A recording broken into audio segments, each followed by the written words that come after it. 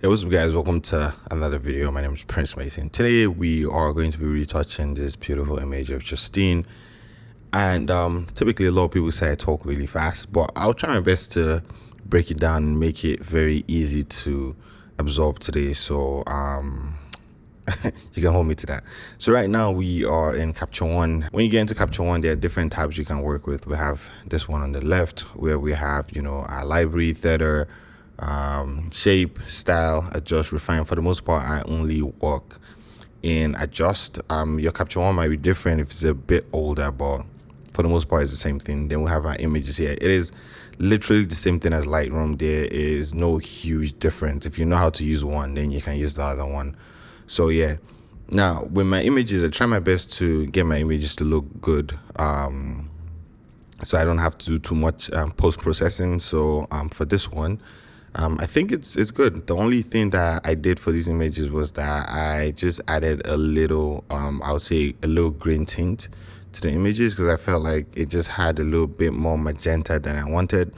And then I just dragged my white. So basically this is your levels, and in your levels you see like a histogram here.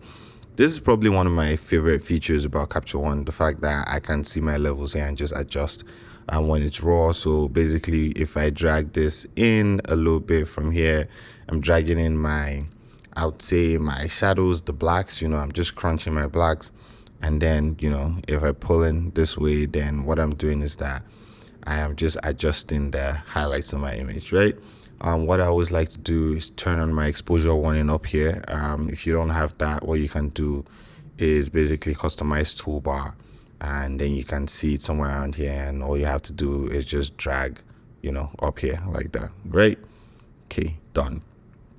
So my exposure warning shows me places that are overexposed, and for now I can see that the top of our head, the tip of our nose, all these places are overexposed. So what I'll do is just dial that down till that disappears. And right now my image is properly exposed. I can see that there are some overexposed places on her earrings and her necklace, but that's totally fine.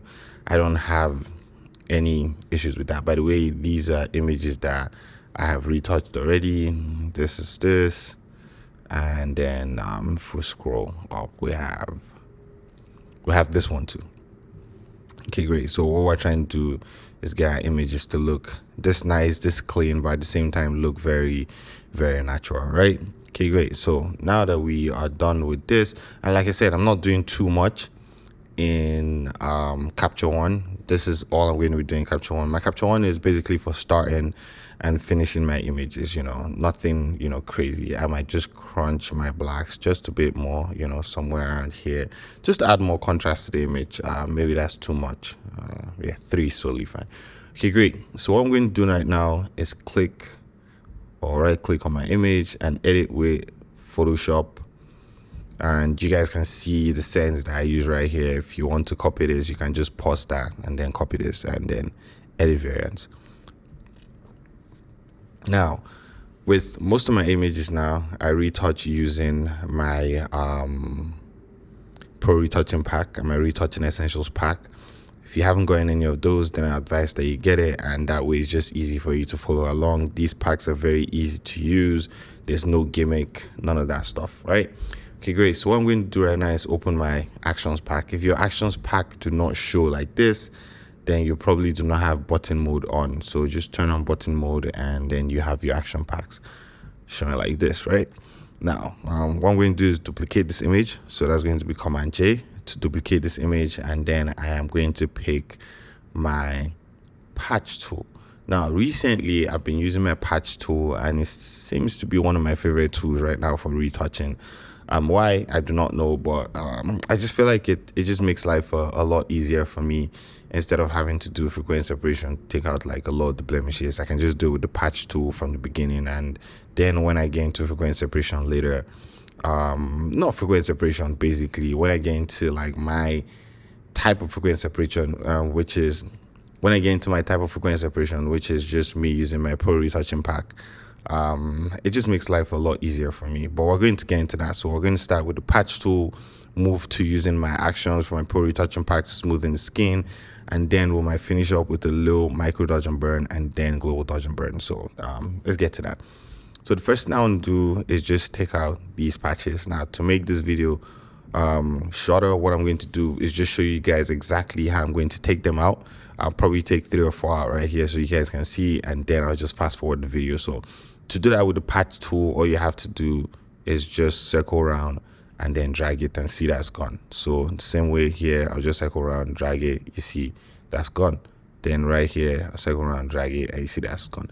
Now, one amazing thing about the patch tool that you can do is you can hold shift and pick multiple points at the same time. So if you hold shift on your keyboard, you can pick multiple points at the same time. Just going to hold this here, this one, and then you can just drag them to the side and it will fix that. So that's one thing I absolutely love about patch tool. So I'm going to do that here again. Just do this, you know, just pick all these places and then drag, and we'll fix that. See, I made a mistake there. So that's one thing I absolutely love about the patch tool. And if you ever use the patch tool, do not forget, you know, shift, just hold down a couple. So instead of doing it one after the other, shift, hold down a couple, drag, and then you fixed it. So let's see what we've done. Look at how far I've come now. So what I'm going to do right now is just fast forward this video, and then I'll get back to showing you guys the next step. Okay, so for the most part, I am done removing a lot of the blemishes on the face. So scroll, you guys can see this the before, this the after. I mean, for her, there really isn't too much to take out, to be very honest. Always shoot people that have great skin, but at the same time, we don't always have the luxury of doing that. But hey, the next thing I'll do is just pick my clone stamp tool. So I'm going to click S on my keyboard.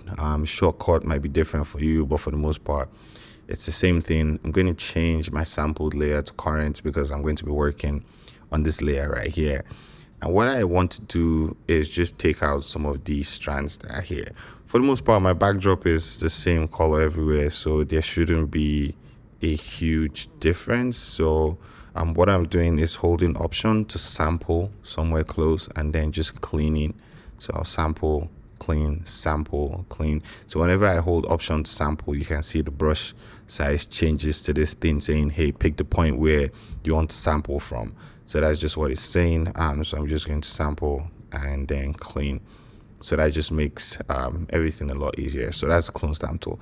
I don't think there's a lot more to do here. So we're going to move to the next part of the video, which is smoothing the skin. Now, skin smoothing is where people tend to have a lot of problems, and this is where I'll tell you to definitely try to get my retouching pack, both the Pro and the Essential retouching pack, because it will really help you a lot when it comes to having like a very professional workflow, but at the same time, you know, just getting things out of the way as soon as possible. Not everybody needs their images to look like, you know, it's for a magazine. It's not all our clients that, you know, tend to look that way, but we try our best, you know, for the most part. So what I'm going to do right now is run my Pro retouching pack. So I'm going to run the Beauty Retouch.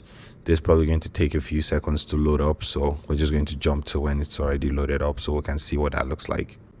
Okay, great. So now it's all loaded up. What we're going to do is open, we're going to open our group here, and in our group you can see all these layers here. So these layers are just layers that we're going to be working with. If there are any other blemishes that I need to take out, I'm going to work right here on the texture layer, right? But for the most part, what we're going to do is work on these two layers, the paint here and the extra smooth, right? So what I'm going to do right now is pick a brush, make sure it's a soft brush. I'm going to take my hardness all the way to 0, and my brush size really depends on the surface area that I'm working with. For the most part, my flow is between 15 to 20 something, you know, maybe 21 is fine right now.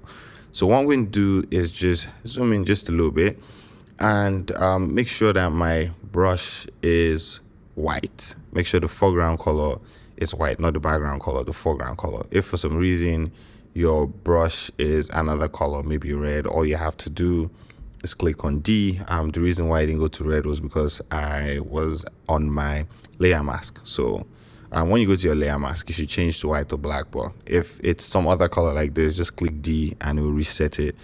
And then you can go to your layer mask right here on paint here, and what we're going to do is just paint over our image. That's all we're doing. We're just painting over our image. So we've just painted over the forehead. Let's see what that looks like right now. So you guys see that before and after, and then, paint over the face. Now with the freckle part, I'll probably, do my best to try and not paint over that part too much, but every other part of the face, I'll paint over, right? So what we're going to do right now is check our before and after. So look at our before and look at our after. You guys can see we've done a very good job right there. And for the body, what I'm going to do is actually reduce my flow a lot more and then work on the body. So okay, so let's see our before and after. You guys can see we've done a pretty decent job in the space of a minute or two.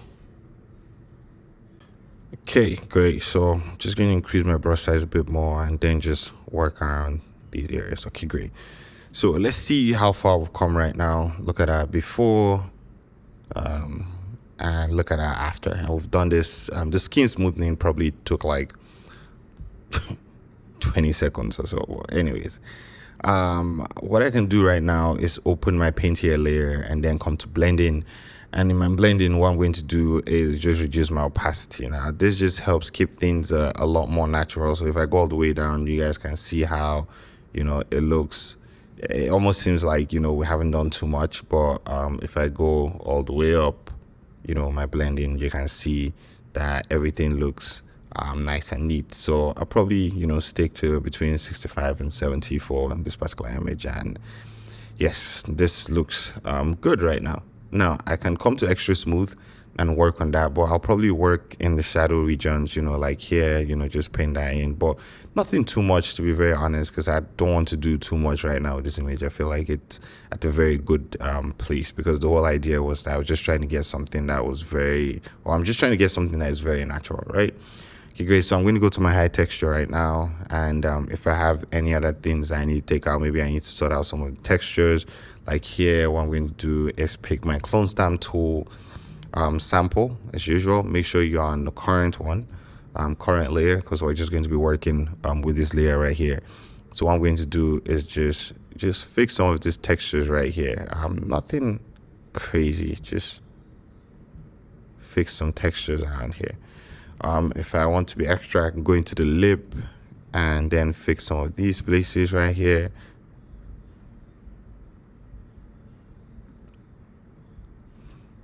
Messed up. Now, when it's this tiny, it can be very tricky, because, hey, you just have to zoom in a lot to be able to get those areas done. Okay, great. If we have to, we can fix all this part, but for the most part, I think a lot of people will not really worry about tiny things like this. But hey, it's just me and and how I work. Okay, so I'll say we're good right here, for the most part. Now, the next thing I like doing after doing this is for the image to just look a little bit better, or a little bit better than it looks right now, because it looks really good right now. You can do your global dodge and burn and you'd be fine. By the way, you might be thinking, what's the difference between global dodge and burn and micro dodge and burn? So micro dodge and burn is just like, it's lightening the shadows and darkening the highlights so you can get an overall even image, while global dodge and burn is the opposite. You're just going to darken the shadows and then you're going to make the highlights brighter so you can have an image that stands out and it's just a bit more contrasty. So that's the major difference. So one is to even out the skin, smoothing out the skin. The other one is to make the effect of the dodge and burn more prevalent. Just make your image stand out, add more contrast to your image, basically. So what we're going to do right now is run a complete dodge and burn action, and once we've run that, you guys can see it has the invert check layer turned on. So with the invert check layer, you can open your levels and then just adjust it so you can see into the shadows a lot clearly. Now, if I turn off just so you guys see how much the action has done already, if I turn off my beauty retouch, you can see how the image looks. So I'm going to zoom in so you guys can see that. So if I turn off the beauty retouch, can you guys see how the image looks? That's how much our action has done already. But at the same time, if we're looking to just add a little bit more to the image and have it looking more refined, we can come into micro dodge and burn. So micro dodge and burn, what we need to do is pick a brush and then change our hardness to 0. Our flow should be all the way at 1%. And now I typically just take my opacity down to about 70 something, right? Just to reduce the power of the brush, how prevalent it's going to be once I start painting, right? Now I'm going to reduce my size, and because my invert check layer is turned on, what I'm going to do is dodge anywhere that looks bright. Because it's inverted, what just happens is that anywhere that looks bright is actually a shadow. So if I, for example, look right here, you can see this place looks bright. I mean, it's inverted, so that's a shadow, right? And anywhere that is highlighted is anywhere that's dark, I mean, it's highlight, right? Okay, great. So what I want to do is lighten up something like this. You can see underneath the eye here, there is a tiny dark strip there, right? So what I want to do is lighten that up, right? So once I paint, if it's getting darker, if I'm dodging and anywhere that is light is getting darker, then that just means that I'm doing the right thing, right? So now if we go back, you guys can see we've taken that out. So tiny things like this actually go a long way to have your image looking a lot more refined. So if I do zoom out, then look at that before, look at after, just that tiny thing right there. And I mean, you can do this with frequency separation too, but the only problem with that is you're going to be moving colors around a lot. But if that's the only option you have and you need to get things done as soon as possible, then then do what you have to do. I have my free frequency separation actions out there that you can download and use. So hey, by all means, get the job done with what you have, right? But if you do have the time, I always tell you to learn micro dodge and burn. It's an amazing technique to have, right? Okay, so now I'm just going between my dodge and my burn, and just fixing up the spaces around the lip, because I just felt like it was if I show you guys the before and after, somewhere around the lip was just a little bit rough. So before, after, you guys can see we've cleaned this area out just a bit more. And if we do have to go the extra mile, then we can just work on some of these tiny spots around here. And yeah, what we're not trying to do is take out their entire tiny smirk that she has there, right? Okay, great. I mean, we already have those smile lines out, but hey, you can always bring them back if you like them. But for me personally, I don't like those smile lines, except she's actually smiling, then I'll leave it, right? And you can do this for the body too if you want. You can get in there, fix a little bit of the body, but for the most part, I think the image looks nice, good, and natural. So I'm just going to leave it that way, right? So that's just the tiny thing that I've done with micro dodge and burn, right? Like I said, it's just a way to refine your image a bit more. So you don't need to do it, but if you can, I would say you should do it. One thing that I do not like that I can see right now is like up top of our head, we can see. I'm just going to go to my levels and just drag this in. You guys can see that this space right here just seems a little bit too bright. So if I turn off my invert check layer, turn off the whole invert check layer, you can see here it's just a bit bright. So I'll just turn that on, and what it will do is that it will just guide me. So what I'm going to do is just burn these places, just to add just to darken those areas a bit more, so that does not stand out.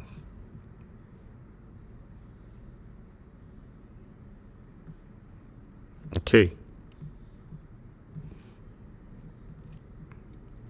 if we check out before and after, you guys can see what I've done there. So it's tiny things like that let's see our before and after. You guys can see that again. Just going to zoom in so you guys can see the before and after, right?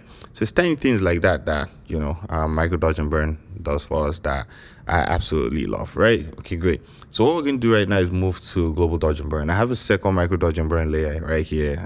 That's if you are just working with micro dodge and burn and you have to do it again, then you can jump and use that, jump into that particular one. But I'm just going to delete it for now, and then I will work with my global dodge and burn.